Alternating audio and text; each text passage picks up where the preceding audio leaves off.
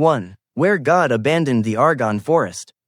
There is no God in the Argonne forest, only knee-deep mud, rusting barbed wire pinning down the corpses of our comrades, and the chatter of Maxim machine guns grinding our bones to dust every hour. My company had 180 men this morning. Now only 14 are left standing. Tomorrow, we must climb that hill again. Tomorrow, it will surely be my turn. Excerpt from a blood-stained diary found in the pocket of Private John Tabor, 42nd Division. October 13, 1918, at the foot of Côte de Châtillon. The top-secret battlefield report sent to the AEF General Staff that day contained only one chilling line. All efforts to breach the Kriemhild-Stellung line have failed. Casualties in some battalions have reached 100%. This was Meuse-Argonne, the bloodiest campaign in all of American history, where 26,000 young Americans would be buried forever. And at the center of this meat grinder was Côte de Châtillon, a sheer, natural fortress armed to the teeth by the Germans. The Germans didn't merely hold this hill for defense, they used it as a balcony of death, to look down and slaughter any living creature that dared to raise its head from the mud. Tens of thousands of American soldiers had died at the foot of the hill. Bodies piled upon bodies, creating sandbags of human flesh to shield the living. And in that atmosphere thick with the stench of death, America's youngest Brigadier General, Douglas MacArthur, was about to gamble the lives of the entire 84th Brigade, and his very own soul. 2. The clash in the command post, a blood ultimatum. The pressure from General Headquarters crashed down. Major General Charles P. Summerall, commander of the 5th Corps, stormed into MacArthur's command bunker. His face was gray, gaunt from sleep deprivation and despair. In his autobiography Reminiscences, published decades later, MacArthur recounted this suffocating moment with icy sharpness. There were no pleasantries. Summerall slammed his fist onto the mud-splattered map, pointing directly at Hill 288, Côte de Châtillon, and roared, "Give me Châtillon, MacArthur, give it to me, or turn in a casualty list of 5,000 men." The air in the bunker froze. A 5,000 man casualty list meant the 84th Brigade would be completely wiped from the military roster. It was a fight to the death order. MacArthur was puffing on his familiar corncob pipe.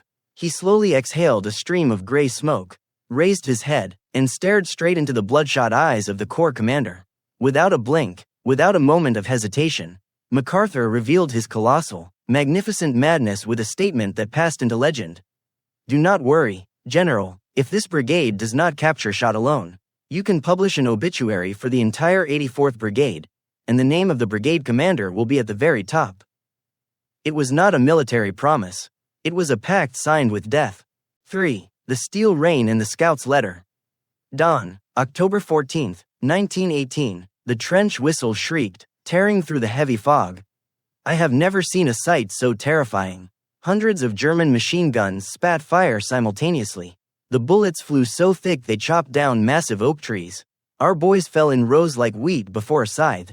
But amidst that storm of lead, General MacArthur kept walking along the front line. He wore no helmet. He carried only a riding crop, directing our advance as if he were taking a stroll in the park. Excerpt from a letter sent home by Major Thomas Handy, staff officer of the 84th Brigade, who would later become a 4-star general in World War II. The Americans used wire cutters, entrenching tools, and even their bare, bleeding hands to rip through the barbed wire. They crawled up the slippery slope. Each German strongpoint was silenced through the most savage grenade assaults and hand-to-hand bayonet combat. Realizing the 84th Brigade was piercing their lines through sheer, insane willpower, the Germans unleashed their most vicious punishment, poison gas. 4. The breath of the devil and the stubbornness of a god. Medical log at 14:30. The enemy is utilizing high-intensity mustard gas artillery shells. A yellow-green cloud has blanketed the hillside. Hundreds of soldiers have been brought to the aid station coughing blood.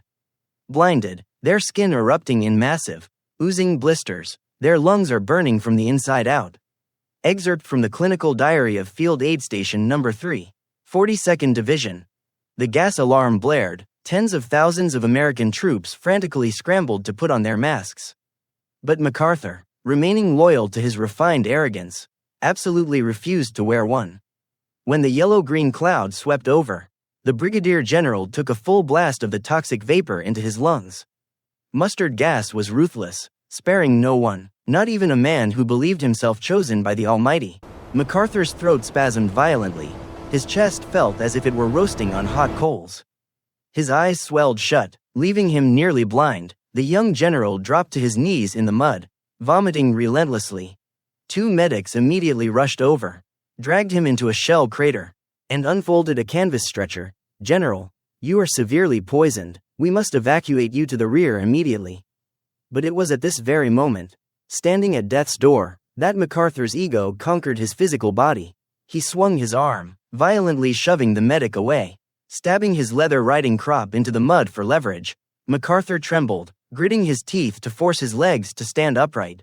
His breathing was a ragged, wheezing rattle tearing through his bleeding lungs. But the strangled order he spat out was as sharp as a razor. "I am not dead yet. Put that stretcher away. Help me walk. This brigade hasn't taken the hill, and I do not have permission to fall." The sight of their brigade commander, covered in mud, blinded by poison gas, yet stubbornly refusing a stretcher and demanding to press forward, struck a massive psychological blow to the troops.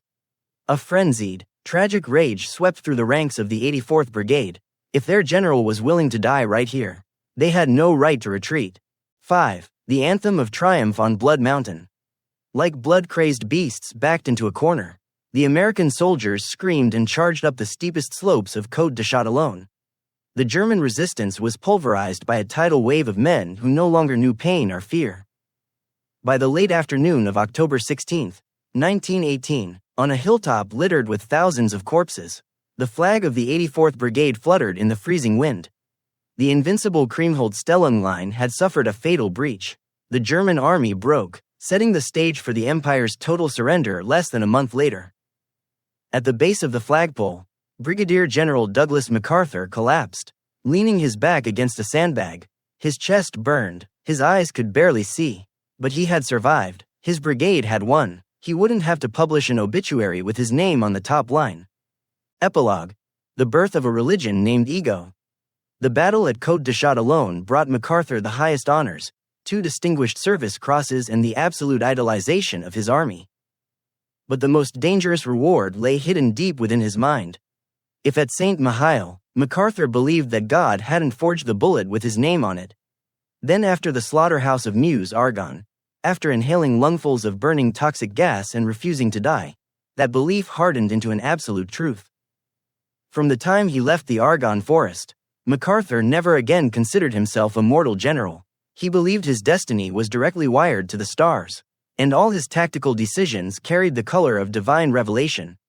Assessment by historian William Manchester in the biography American Caesar. That colossal ego was what helped MacArthur survive and crush the Hindenburg Line in 1918. But 33 years later, it would be that very same ego that deafened him to all urgent intelligence reports, plunging him and tens of thousands of American soldiers into the bloodiest tragedy on the freezing banks of the Yalu River during the Korean War. The god of war was born from the muddy blood of France. Brilliant and immortal, but carrying within him the fatal seed of his own self-destruction. Sown by supreme arrogance,